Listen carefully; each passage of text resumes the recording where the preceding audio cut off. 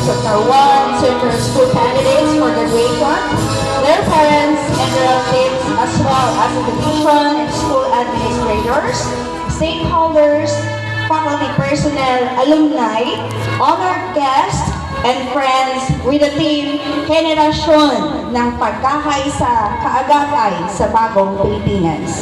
The graduation ceremony of Narwan Central School is hereby officially declared in session. Requesting everyone to please stand for the entrance of colors and the singing of Philippine National Anthem.